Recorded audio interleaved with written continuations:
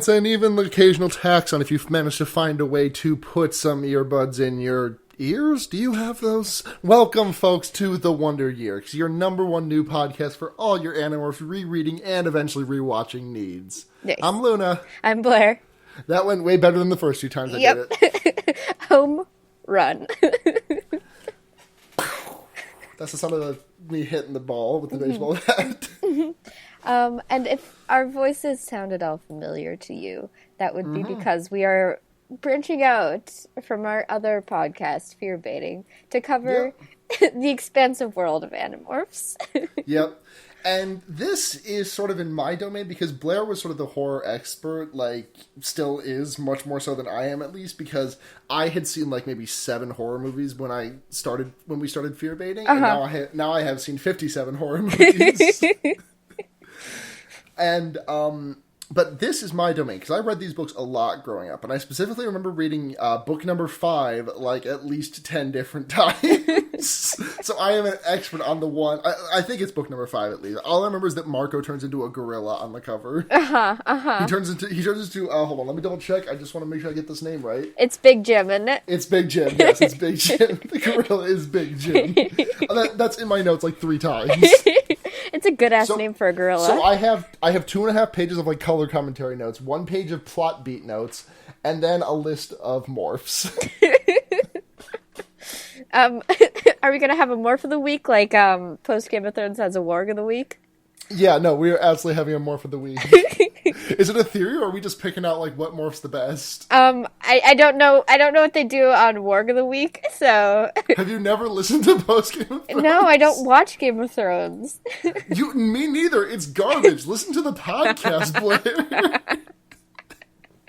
Duly noted. Duly noted. No, on Warg of the Week, sorry to synopse other podcasts that are good, that are better than this one, but Warg of the Week is a segment of the show where they make a theory about a certain character warging into a different character. Mm-hmm. And do you know what warging is, Blair? Isn't it like transforming, basically? No. No, it's but there's warging refers to a specific creature, right? Yeah, but they just kind of use it to mean anything. Like a verb, yeah. Yeah. Warging refers to wolves. Man, we are really on topic.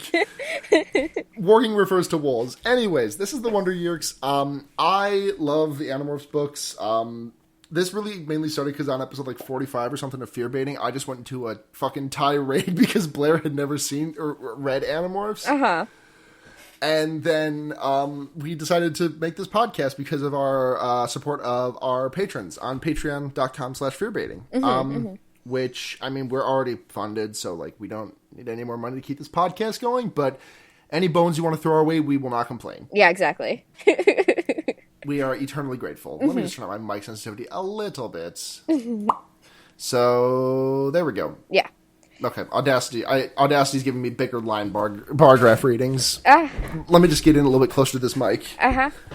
Let me just get up. Let me just smanch up all on it. Really mouthfuck that mic. By the way, this is totally not a family-friendly podcast. No! Oh, God, this mic is going right in my thrussie. No! Topical! Yeah. Okay, so I want to do a segment that we already tried to do before, and then my computer died on me. So, well, you know what? Second time's the charm is what people say. Second time's the charm. So let's go ahead and take a look at the cover of the first Animorphs book, the beginning. Nope, the invasion. Yep. You just agreed with me when I called it the beginning. I didn't have it pulled up yet, but yes, it's The Invasion, Animorphs #1 by K.A. Right. This was published in '96, and I was looking what this it book caused. Is as old as me. Yeah. This book, I was curious about the fucking date of this because a lot of the references felt a bit it's kind of like if you go back and watch Buffy the Vampire Slayer, and in the first episode, Cordelia refers to James Spader as a hunk. Uh-huh. And me, someone who's only ever known James Spader as that old dude on the Blacklist, it was kind of jarring. Yeah. But, like, if you Google James Spader in 95 or whenever Buffy was, like, I can kind of see it. Yeah, yeah. So, yeah. So, the segment of the show is called We Take a Look at the Animorphs book cover and look at the faces in between Jake and the Anole that he turns into on the cover. So, I still think that the first image, like, just to the right, just up and to the right of Jake, kind of looks like Max Steel fucked an animatronic. Yeah. I like mean, it looks like a reject from Five Nights at Freddy's. It's like bad, but that and also he just it's like transforming to a lizard just makes you progressively shinier. Is the thing. Your texture gets glossier. Yeah, like the first one is pretty matte. Yeah. But the second one is like just like piles of like highlighter pounded onto your face, you know? Yeah. So. And then the top one is basically just like you take off the cap of the highlighter, and that's what you have. Yeah. We recommend having we'll probably put this image in the show notes. We'll put every cover of the books that we talk about in the show notes, so you can enjoy this experience with us. We might make it the thumbnail for the episode. Yeah. Might. I can probably do that. We have the power to do that. They're not copyrighted. Oh, yeah. Oh, speaking of copyrighted, I'm pretty sure I got copyright struck on the Twitter account that we made for the Wonder Years. Yeah.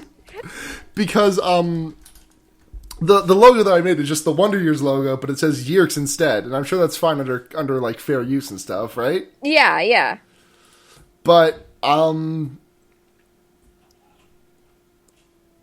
I tried to log into it, and it was like, hey, no, you have been blocked. Here are Twitter rules.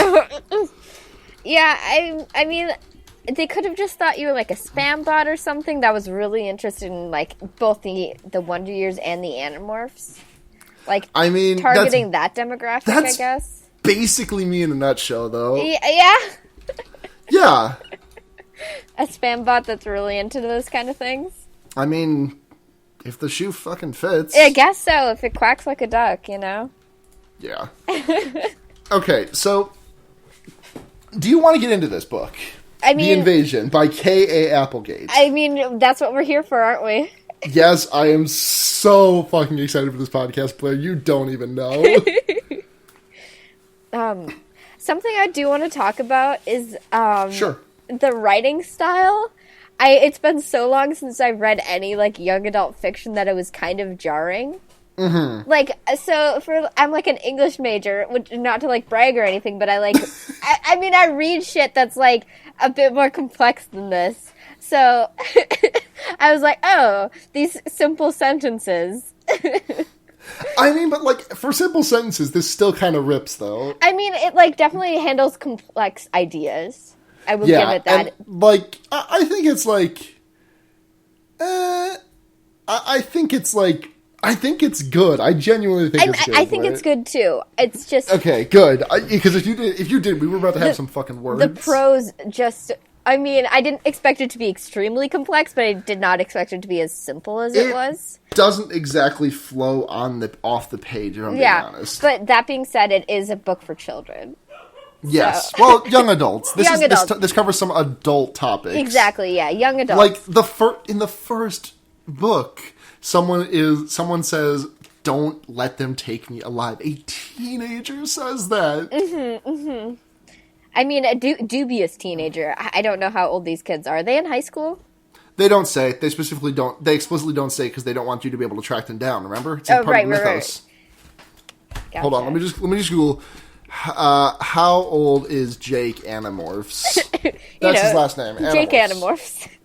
Oh shit, the Animorphs wiki lists his last name. Holy shit, he's been outed. Oh my god. Oh my god. This is confidential information. Hey, I just need to link you to this page because I know I made you watch the Animorphs TV show opening. Yeah. This is absolutely not the kid who was in that opening. Look at the picture on there. Okay, opening this guy up. Popping this bitch open. Yeah. That's not the kid. No. Also, the kids are 13 at the start of the series. I mean... A 13-year-old says, do not let them take me alive. Kill me if they try to make me a slave. Yeah, I mean, honestly, 13 is about the age I expected them to be, but also, yeah, no, I totally get it. I get it. Oh, I can't read this because it's got spoilies in it. Oh yeah, don't get spoilies. No spoilies. This is spoily-free zone. I know all the spoilies. Yeah. Well, all of them? Yeah, all the spoilies. Like how they become sponsored by Cinnabon in the third book, and then the entire series is just about them talking about the horrors of war, but also the deliciousness of Cinnabon. Mm-hmm, mm-hmm. I mean, whose mood isn't that constantly, you know? Mm-hmm. Yeah. No, definitely. Mm-hmm, mm-hmm. All right, so let's get into this. Yep.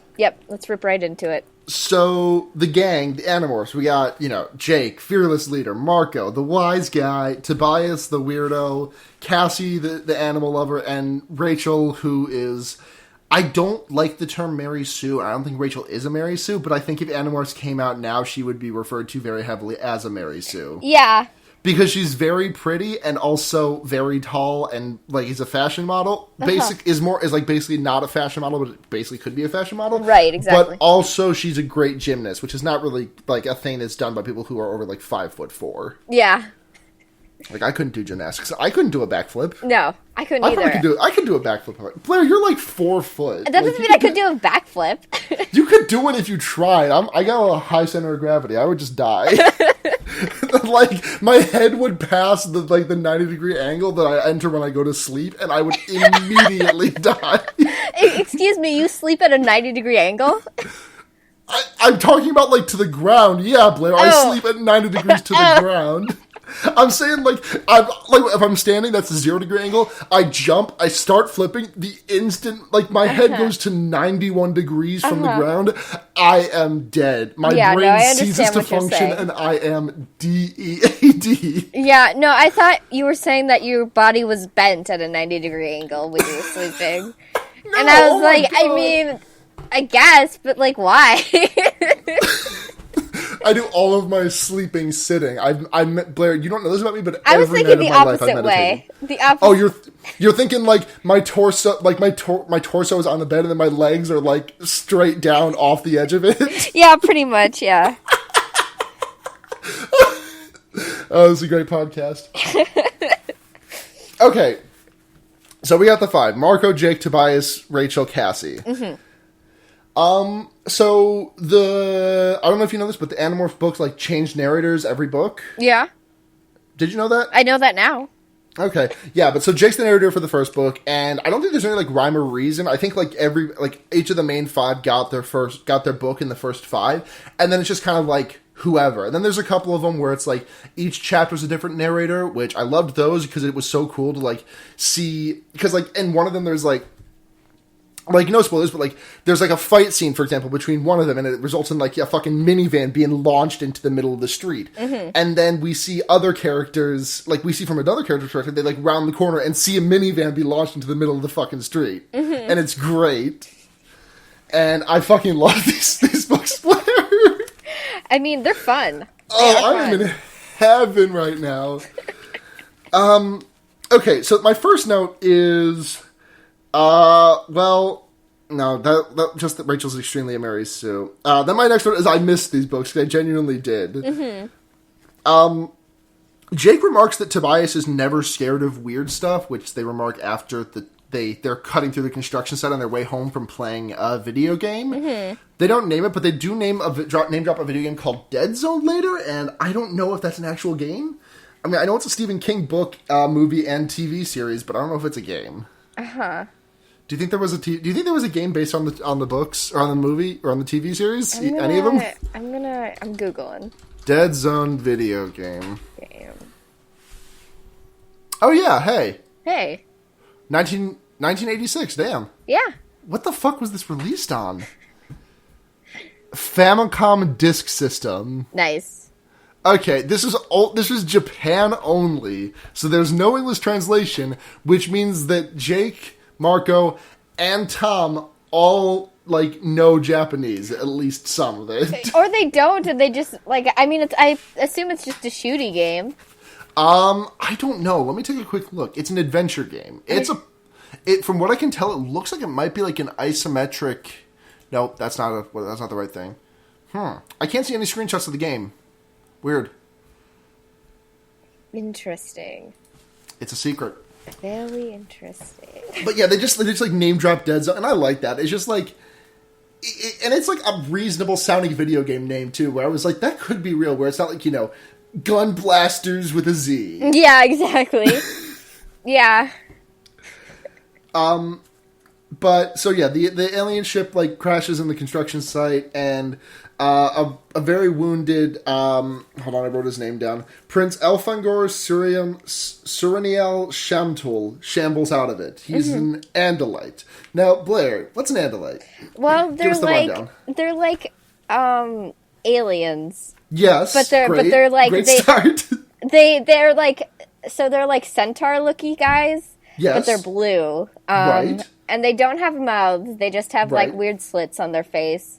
3 of them? Yeah, 3 slits on their face. They have 2 eyes on their face, but also they have like 2 like stalk eyes. Stalk eyes, exactly. That was the words I was gesturing. You would have understood if you saw me. Would be great for one of those "my eyes are up here" hats. Yeah. I'm almost positive someone's done fan art like of that. I think. I'm probably sure. There's still Animorphs fans who are drawing fan art in our day and age. And they also have the ability to morph, I guess. And they also have the ability to thought speak, because otherwise they couldn't talk at all. Yeah, no mouths. So. Yeah, no mouths. They can only think, and thought speak is actually explained kind of eloquently. You can't. Your ambient thoughts cannot be heard. Your thoughts can only be heard if you are directing them. So I need to close this Animorphs wiki tab because I'm looking at the 4th book, and it's fucking me up to look at. Like, it's just, oh great, I closed that tab, and then the first book cover is there. Okay, we're good. Need to log back into TweetDeck so I can see the questions that we have. But anyways, so how far we are 20 minutes into this episode almost. Oh my goodness. Okay. So the Andalite that gets down. He's dying. Yeah, he's dying basically. And then he's like, he tells them about the Yerks, which are like little brain slugs. Sorry, how'd you say it? Yerks? Yerks? Yerks? Are you saying Yerks? I mean, how is what I'm saying different than what you're saying? Yerks. Versus I'm hearing Yerks out of your mouth, like YURKS. No, what I mean, that might be what it sounds like, but I'm saying Yerks. Look, I'm from the Midwest.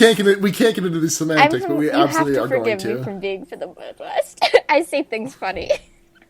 It's okay. You're just an English major. So these little brain slug parasite things, essentially, which have been taking over the galaxy. I guess they've already taken over the Hork-Bajirs. The Hork-Bajir and the Taxxons. The Taxxons are voluntary hosts. And also, if I'm not mistaken, Taxxons are like centipedes, except for much spikier and big. And then there's the Hork-Bajir are very friendly and very peaceful, and their bodies are just covered in knives. Yeah. I mean, they're like the elephant has like no known predators, you know? Yeah. They're big and menacing looking because they're elephants. Yeah. Yeah. But they're also super peaceful because they don't have any known predators. That's what I'm thinking. Yep. So this Andalite is like, I need to save your planet. Go into my ship and get that cube thing out of there. And then Jake goes in and he sees the Andalite and his 2 children, which leads me to the conclusion that I wrote here in all caps: Andalites fuck. I mean, they gotta, you know? I mean, I guess they don't gotta. That's pretty anthropomorphic of me. Pretty anthropomorph or normative. Yeah, anthroponormative. That's a really good word. Yeah, anthroponormative. That's what this episode's being called. That's what this episode's called. Are you kidding me? Anthroponormative? Blair, that's incredible. So I guess they don't have to fuck, but I mean, why wouldn't they, you know? Yeah, I mean, if you can turn into anything. Yeah. Yeah, it's like the horniest state of being. Yeah. Damn. Transformation is the horniest state of being. You're right. You're right. So my next note is like Tobias is all over this alien. Like he is immediately like, yes, let's save this alien, save the galaxy. And I'm just like, my note is like, why does Tobias love this alien so much already? And I wrote that. You were kind of thinking the same thing, right? What? That like Tobias is just like he is really into this alien. Like the instant that he lays eyes on him, like not like sexually, just like he's into the idea. I mean, it was already established that he really likes weird shit. You know? Well, yeah, but at the same time, like it kind of felt like a touch beyond. Yeah, I mean, like... And then I remember that I know the reason for that. Uh-huh. No spoilies. No spoilies. the exciting wealth of information that lies beyond the spoilies veil. My next note, Visser 3. Oh my god. So Visser 3 is... Visser 3 owns. Visser 3 is a Yeerk that is the only Yeerk that's ever like taken over the body of an Andalite. Mm-hmm. So he looks like you know, like an Andalite does, which is pretty like unimposing, basically. But he has like an air. He has like an evil stank around him. Yeah. But he has the power that the Andalites do, which is to morph. So he can be all dangerous and shit, which is what makes him so important and stuff. Yep.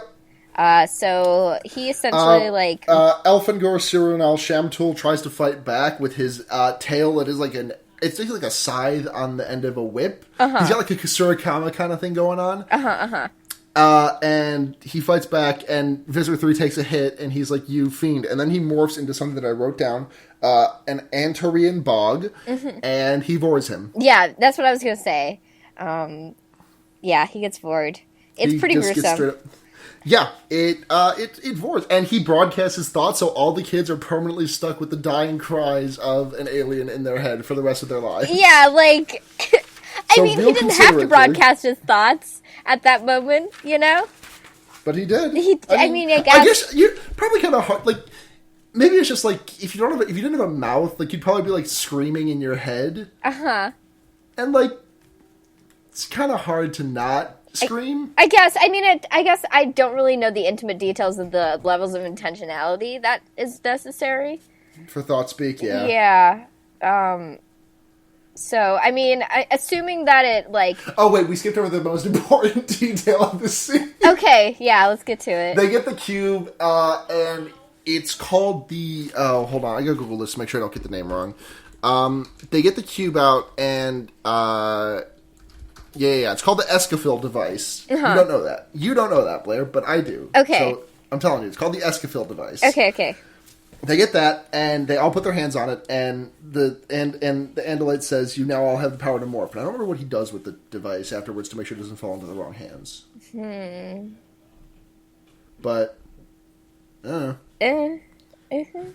Maybe it only... Anyways, so Prince Elfangor dies, and everyone around applauds, and my note here is, I ate the Andalite prince, and everyone around me stood up and clapped.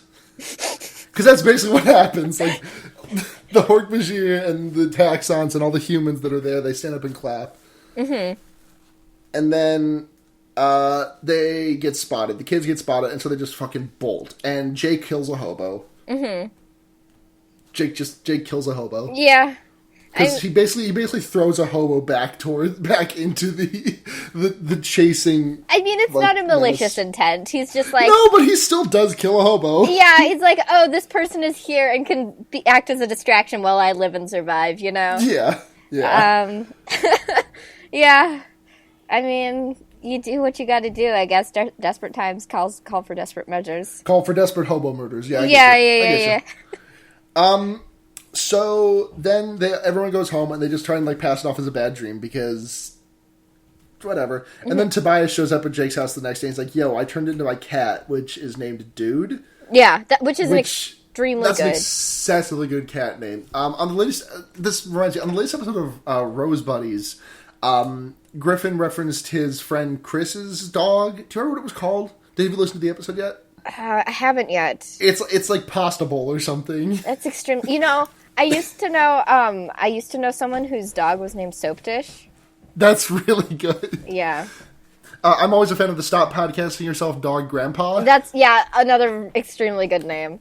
Yep. And then Jake's dog is named Homer, which is like nothing like incredible, but it's like that's a pretty solid name. Pretty solid dog name. Like it's not as good as Dude, but it's up there. Mm-hmm. So Jake's older brother Tom is like, hey Jake, let's go to my new co-ed friend group, the Sharing. Let's go and have a good time. Ha ha ha ha ha ha ha ha ha ha ha. Mm-hmm. And then Jake's like, no thanks, bye.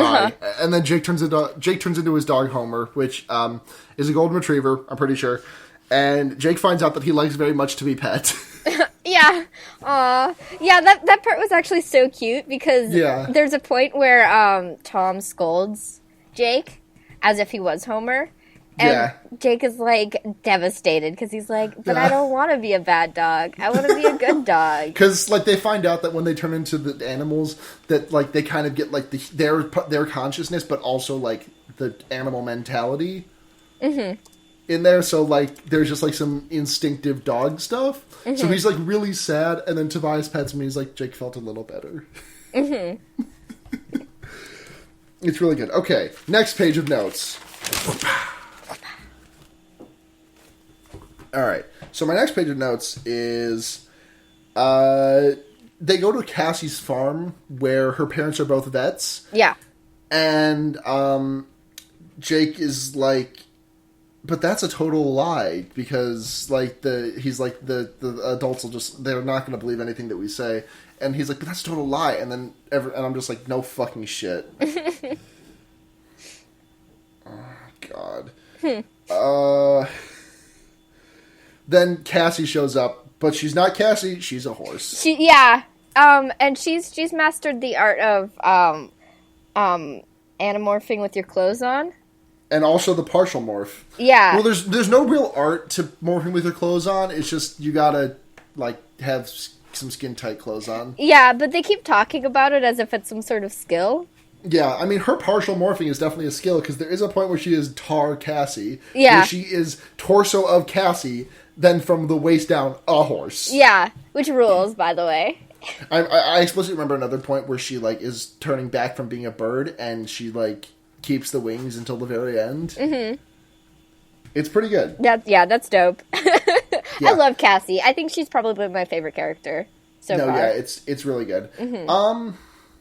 So there's a point where Tobias's first morph and only morph for a good while is a red-tailed hawk, and he flies over to Jake's house at one point, and he demorphs, and he didn't wear any skin-tight clothing, so he's just like dick out on Jake's bed. Yeah, that's one way to make an entrance, you know.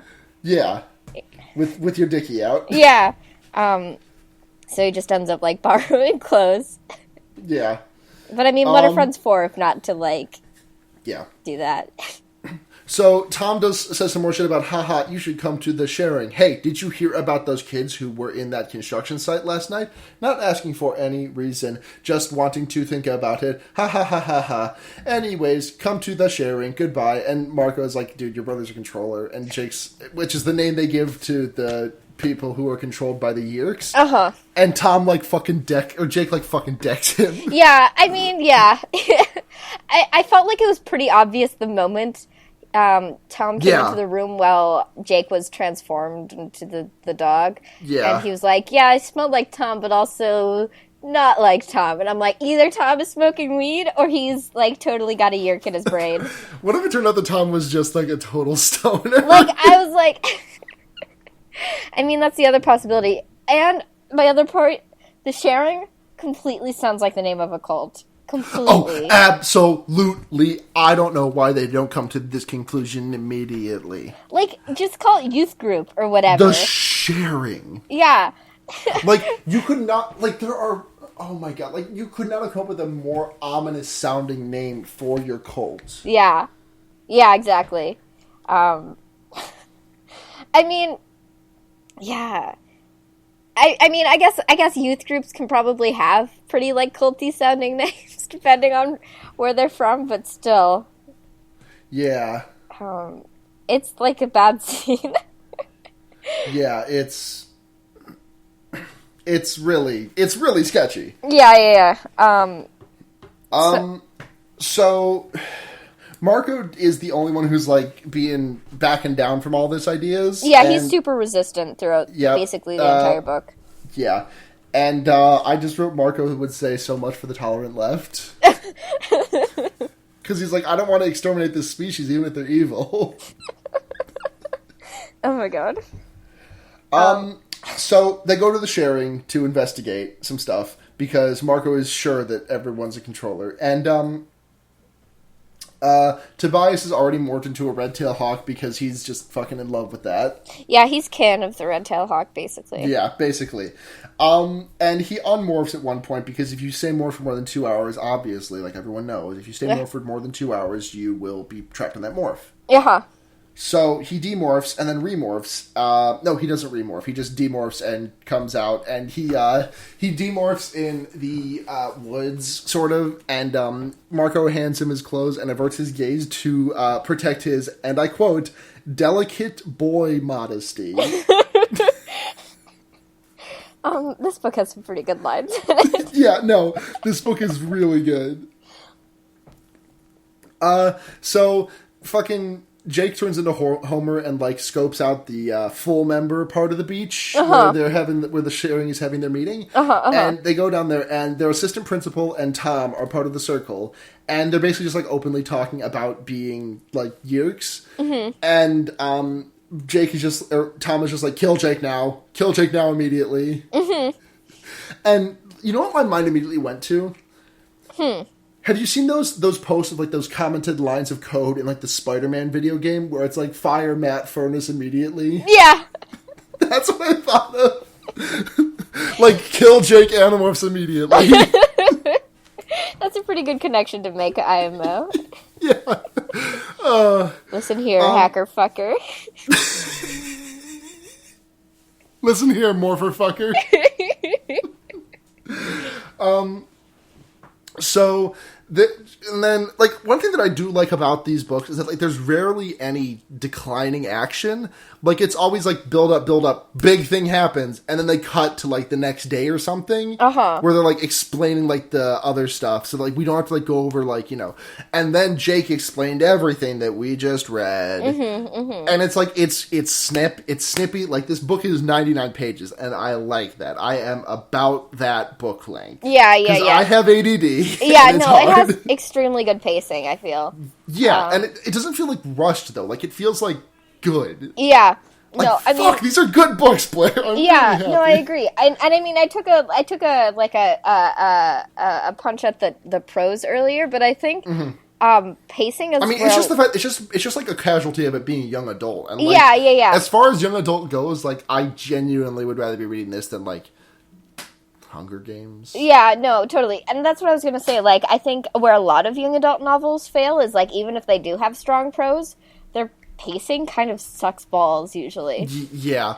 And I feel like there's just really good character interactions between everyone in these books. I mean, I feel like Cassie's a little bit of an outlier because everything just kind of circles around Jake, and Cassie's thing is more of a relation to Rachel. But, like, that rectifies itself eventually. Yeah. Because, like, that's just kind of like a thing. It's just kind of like, it rectifies itself eventually. But, like, everyone seems to have really good, strongly defined relationships with each other. Yeah. And it's good. Yeah, no, and the character interactions are extremely believable. Like, the writing never feels corny, you know? Like, I mean, you know, I've read some other things written by adults for, like teenagers or kids. Like Harry Potter. Yeah. Well, like, like, and it's the author's trying to write what they think teenagers sound like instead of just trying to write human beings interacting with one another, you know? And the only thing that really dates them is, like, the references they make, you know? Yeah, and, like, for being a book series that's over 20 years old by now, they're not that dated. Yeah, honestly. It's like... Like, they're dated, but it's, like, it's not, like... It's just because... It probably just I was just coming up around the time, but, like, you know, Marco references Letterman, and, like, I get that. Yeah. I get that joke. I mean, there are things that still are relevant today, or if not directly relevant today, big enough cultural zeitgeist that they're not on like, completely, like, alienating for a more modern audience to read, you know? Yep. So Jake goes back to Cassie's place where goes on a fucking skink hunt and gets the green anole morph. And the next day he just walks into his locker and turns into a lizard. Like, as you do. Yeah. So he sneaks in on his assistant principal, who's a controller's office, and he's like, "Hey," well, he doesn't say anything. He just sneaks up on him and he's like following him.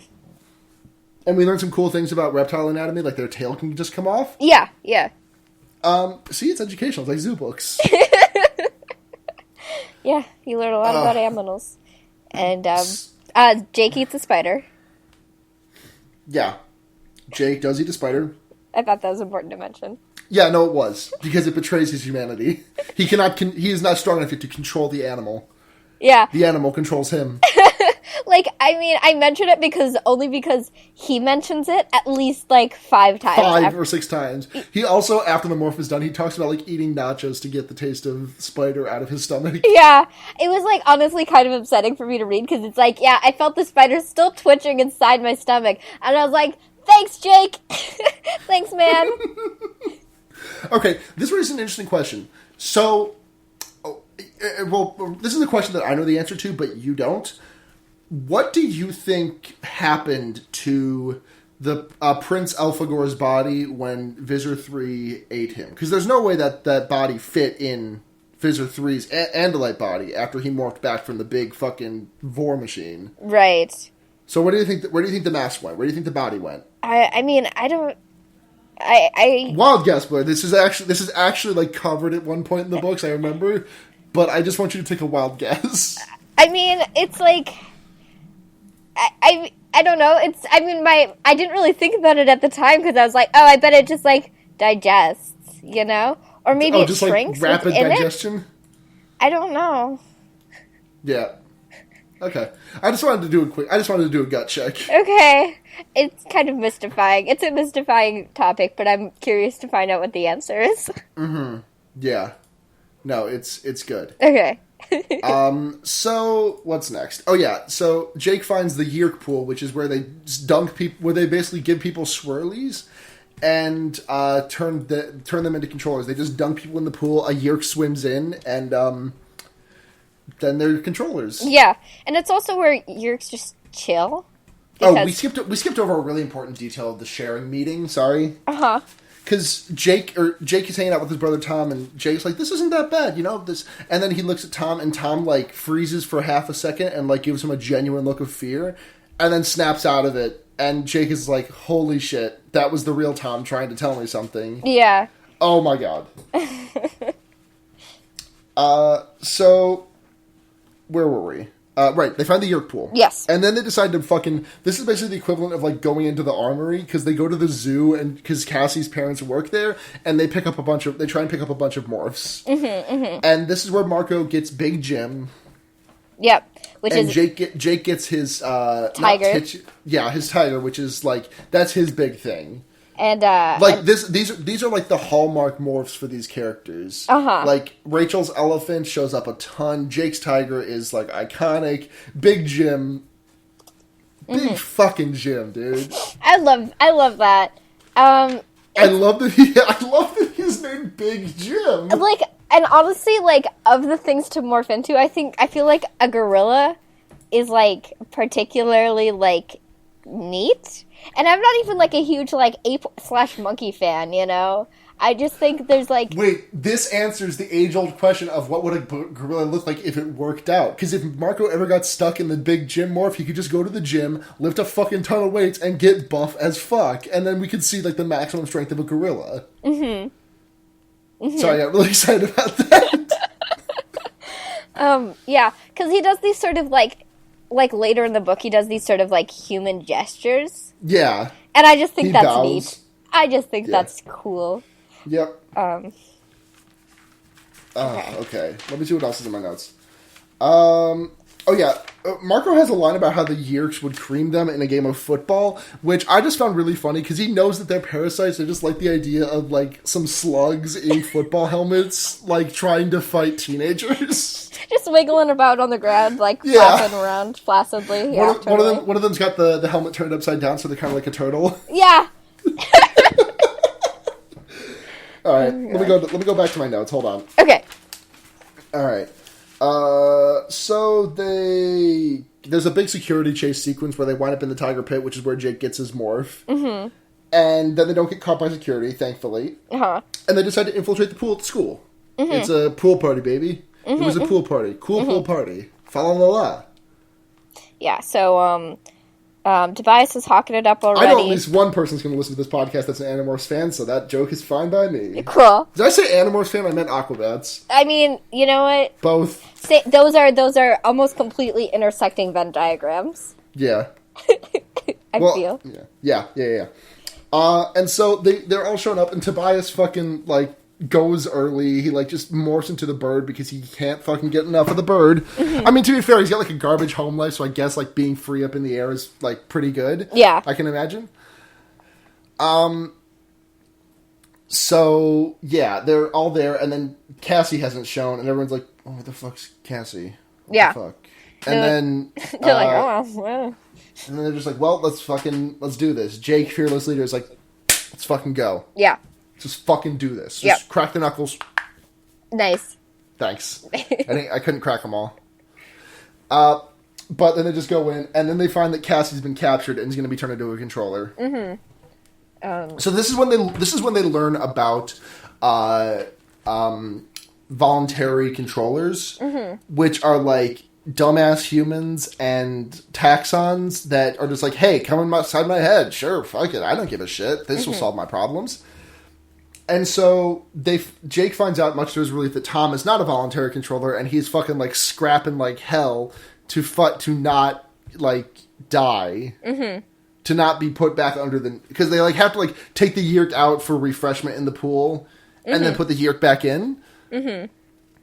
So and then so yeah, Cassie gets caught, and the gang fucking hulks out. You know, we get Big Jim, we get the tiger, we get the elephant, and everything goes hog wild, and I love this so much. I love this. Like, I feel like I'm fucking 12 years old again. I'm reading this, and I'm just like, oh my god, a tiger and an elephant! And no, the elephant thing was so cool, because I'm like, yes, bitch, fuck it up!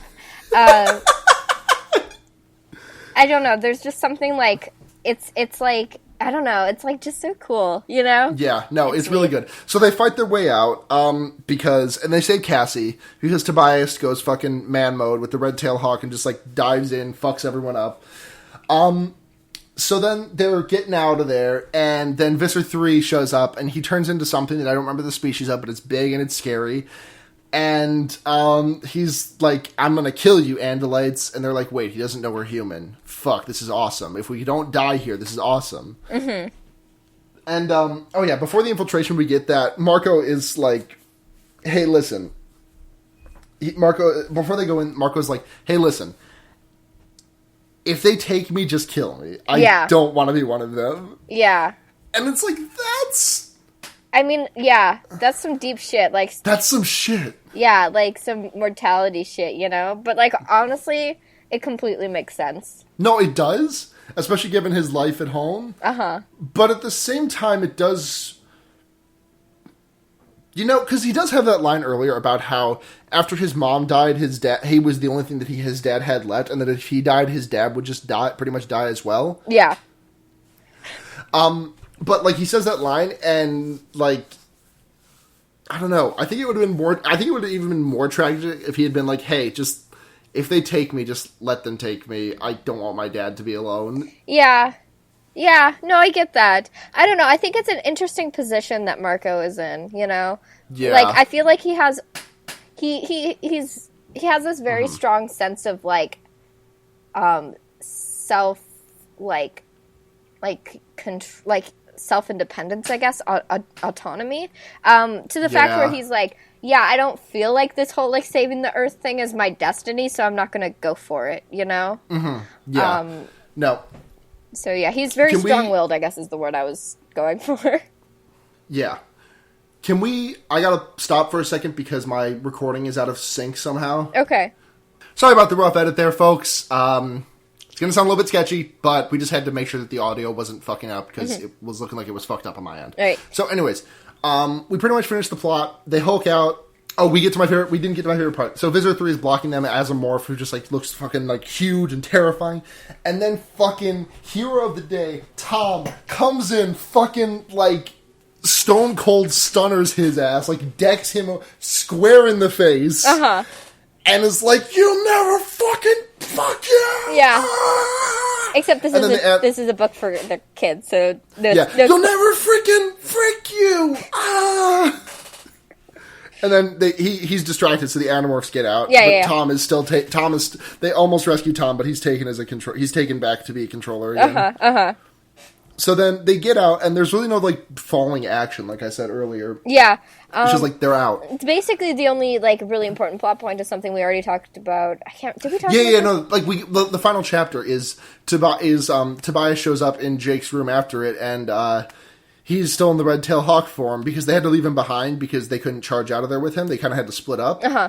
And Jake's like, Tobias, unmorph. And Tobias is like, I can't. Stayed too long. Yeah. So I'm a hawk now. Yeah. The first book! They do that in the first book! Yeah, honestly, I did not expect in the first book. I thought it would come up, like, maybe in, like, the second or the third or something like that. These stakes go hard! Yeah. These stakes go wild in the first book! Yeah. Yeah, I didn't really expect... But, I mean, I kind of saw it coming at the same time, because I knew it was going to happen just because of, like, the osmosis knowledge I have of the series. And be, like... You could really tell, like, Tobias's, like, hesitance to, like, get out of the hawk form, you know? Yeah. And how much he seemed to enjoy the hawk form. And just, like, morphing in general, you know? Yeah. It's morphin' time. Yeah. And then Tyrannosaurus Rex. It's a Power Rangers joke. Okay. I mean, I kind of figured. Pterodactyl. Is the Mighty Morphin Rangers about dinosaurs?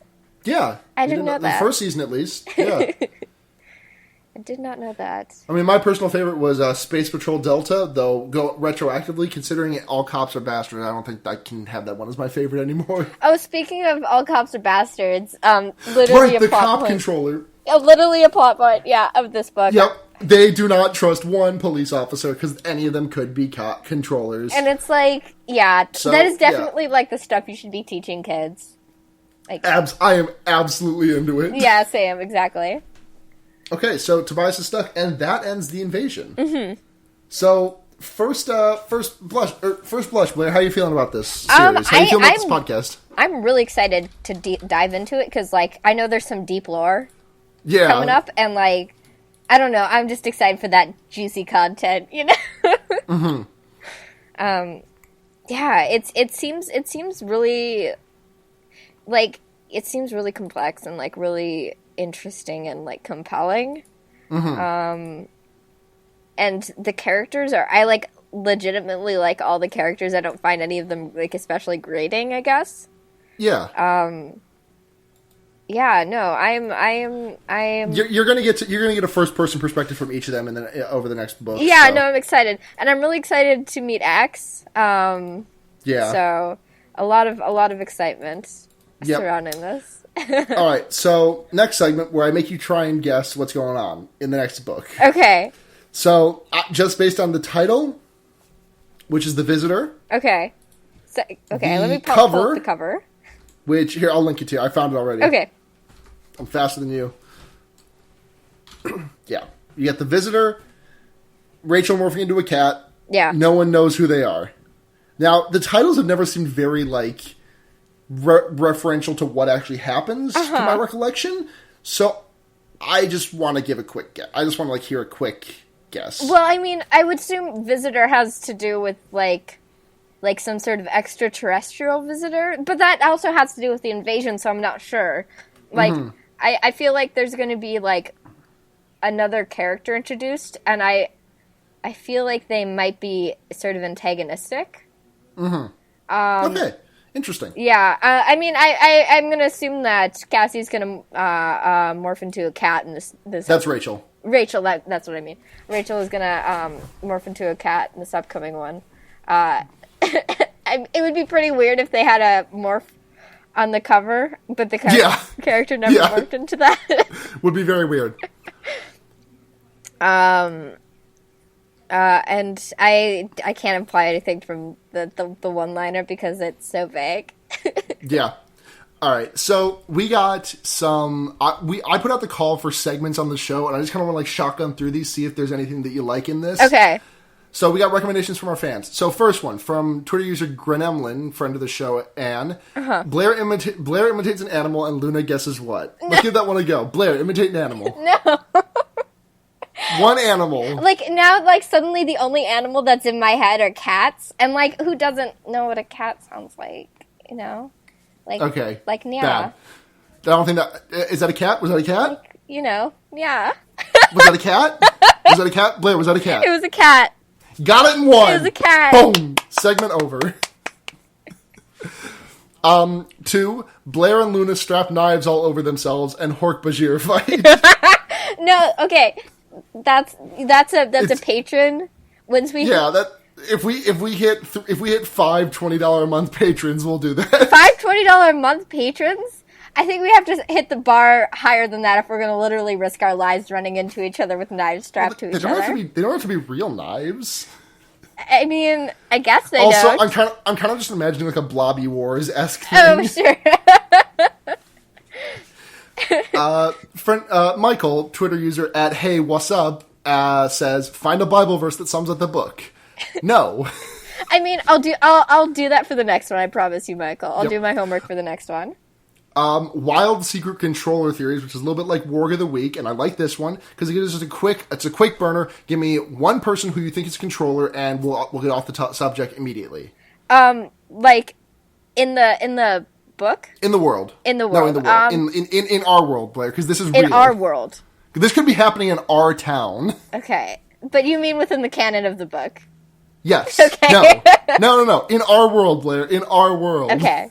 Well, there was. For me, it's Tommy Lauren. Tommy Lauren absolutely is a controller. Oh my god.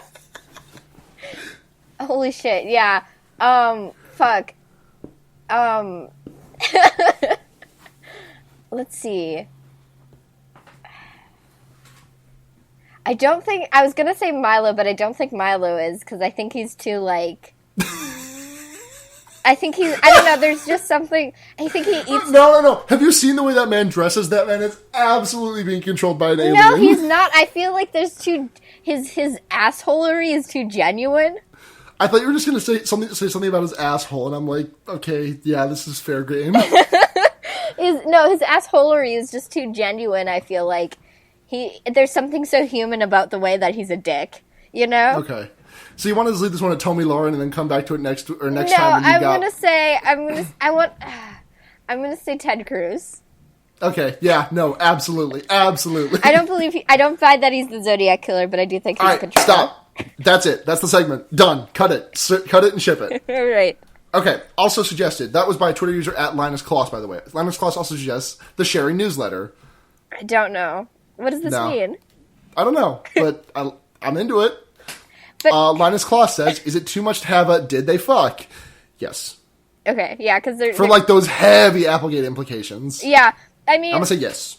We might talk about completely non-sexual shipping, depending on how I interact with this book, but... Yes, that will probably be happening. Yeah. Linus Kloss lastly suggests things Axe eats. I mean, he likes cinnamon rolls, right? Cinnabon specifically. Cinnabon specifically? Yes. He explicitly loves Cinnabon. That is too cute. Yeah. He's brand loyal. That's too cute. Yep. And then Twitter user @Pidmon says, "What if the Yeerk's too evil? Too centrist? I like brain parasites and want to see good guy versions. What if the Yeerks weren't evil? If they weren't evil, I don't think this story would have a lot of conflict. And then fear baiting wouldn't exist. Is that what you want, Jasmine? Well, Do you not want the show to exist? The Wonder Years, goddamn it. I mean, no, I want to explore the idea that fear baiting wouldn't exist if the Yeerks weren't evil. I would never have read Animorphs, and then that probably would have led to a chain reaction of me never meeting Roswell. Yeah, because you wouldn't have become a furry. Exactly. Yeah, you get it. Okay, so those were our suggestions. We also got some questions. Cool. Okay. So, what's your dream Animorphs cast of live action or animation? I actually kind of want to put a burner on this. I kind of want to put this question on the burner until we get to like book 5 and kind of get a better view of who these characters are. Agreed. Because, I have one character already, and that's just that Marco will be played by Mario Lopez, and that's just because but he's old. I'm talking about Mario Lopez from like Saved by the Bell years. Like, we can pick someone out from like the time stream and just like cast them in this, because like I don't know any kid actors. You know how many kid actors I know these days? 4, and they were all on Stranger Things. Fair. That's fair. I think we just need to be able to pick someone out of the time stream. Okay, fair. And then Linus Kloss also asks, the show didn't exactly last, but do you think that an adaptation is even feasible today, given the sheer amount of non-human action? I think it would require a lot of CGI, and it would not be very good. Yeah, I feel like... Or it could be a cartoon. Yeah, I think this would be really well suited for the likes of a cartoon, but I think it's way past... He suggests like an Atla level, an Avatar: The Last Airbender quality animation. Yeah, but I think it's like past its prime for an adaptation. Mm-hmm. So I don't think it's happening, but I think the way since these are shorter books, and I think like book series are more like episodic, you know? Yeah, so definitely better as a TV show and definitely better as a cartoon then. Yeah. Twitter user @Oscularia asks, were any of the aliens hot? I can't remember. I mean, the Andalites arguably. And the Andalites are hot, yeah. And if you're into like... I'll always like... Tars are always hot. Yeah. And I guess if you're into, like, brain parasites, the Yeerks could be. You know? Yeah. Twitter user @Oscularia also asks, the first Animorphs a kid dies, yeah? How the fuck does that make you feel that he is a bird forever, essentially dead, and they are, like, cool? Like, Jake doesn't react very hard to that, I gotta be honest. I mean, I feel like Jake saw it coming. You know? I guess so, but, like, still. Yeah. I mean, yeah, but Tobias doesn't react super strong to it either. He's just like, guess this is my life now. I'm super bummed about it, except not really, you know? Yeah. Yeah. Twitter user @SpritePepsi asks... Good handle. Okay, if an Animorph got an animal pregnant, would the baby be an animal or a weird hybrid? I feel like it'd be a human, because it's like... They're just humans who can animal, morph. Absolutely. It's a DNA. Yeah. I mean, if they got pregnant while they were in morph. Wait, hold on. I need to extract this. We're talking about an adult, right? Yeah. Okay, good. Yeah, we're just talking hypothetically about an adult. Hypothetical adult Animorphs, not the children who are the Animorphs. Yeah. Okay, good. Because I want to make it perfectly clear. Any hypotheticals answered in the future about Animorph fucking is going to be about hypothetical adult Animorphs and not about the Animorphs. Yeah, kids. Exactly. Yeah. Because I need to make that explicitly clear, because I don't want to fucking go there. Yeah. No, yeah, totally. Okay. Yeah, no, there's nothing... there's just nothing inherent about it that I don't think that would change the makeup of any child they produced. It's a weird gray area. Uh-huh. Twitter user Sprite_Pepsi also asks, if Death was an Animorph, what animal would he be? If what? If Death was an Animorph, this is kind of in response to the movie that we watched on Fear Baiting this week, which was Final Destination 3. Oh. If Death was an Animorph. If death Also, coming in 2 days, check it, or 3 days, I guess, because this is going up on Friday and we release on Mondays. We'll be putting out our fear baiting episode, so keep an eye, listen to that. Yeah, if you like our horror other movies, podcast. check out that too. Yeah. If death was, I mean, well, there's a black dog in in Final Destination 3 that... Is there? I don't remember that. Yeah, the protagonist almost swerves into it. And I feel like that could be it. Yeah. I was driving to work today, and I heard some barking on the freeway, and I looked to my right, and there are 2 dogs with their heads stuck out of the window of the same car. That's just, like, barking amazing. at me. Yeah. It's Cerberus, but 2. So yeah, black dog for death. Yeah. And that's it for questions. If you want to reach us, we have a Twitter account at the Wonder Yerks on Twitter. The Wonder Yeerks. Yep. I haven't decided on what the intro and outro music is yet, but I'm pretty sure I'm just gonna throw the fucking theme song in there. I mean, don't think you've they're gonna gotta, be very litigious you know? about it. Yeah. Maybe I'm talking to a couple of my friends who like do music commissions. And I'm gonna see if I can get them to mash up the Wonder Years theme song and the Animorphs theme song. So we might get that at some point. TheWonderYerks@gmail.com, and I don't know if we're gonna make a separate Tumblr or just use the fear baiting Tumblr. We might. I'm not sure. We'll see how it shakes out. Yeah, because we don't update the Tumblr every time we post an episode. And if you want to donate to us, patreon.com/fearbaiting. Mm-hmm. And listen to our other podcast, Fear Baiting. It's a movie about us talking about horror movies from the point of view of marginalized groups. Yep. Well, at least we purport it to be about that. We kind of just talk about, like, does Jason Voorhees fuck? The answer is, of course, yes. But it's a pretty good podcast. Yeah. And come back in 2 weeks. We're still trying to figure out the scheduling. 2 weeks At least 2 weeks. We may increase the frequency. Not sure. Doubt it, but we might. Yeah. But for now, 2 weeks Yep. when we're doing The Visitor. And until next time, Blair, what's our sign-off line? Come up with one right now. We didn't decide. Fuck. Shit, you can't do this to me, Luna. I think one will should come our in sign time. off just be whatever the tagline is for the book? I don't think so. That's bad. Is it bad? I think it's bad, Blair. We'll come up with something. I think some people never change, some do is perfecly good. That's not the tagline of every book, though. But wait, it just changes. And also, from that episode- sucks. Blair, that also sucks, also. No, it changed. Look, Luna. Blair, listen. I can go with you down most roads. This is not one of those roads. I mean, do you have a better idea? No, but we'll come up with one. We didn't have a sign-off for fear baiting until, like, episode 7 or 8. Okay.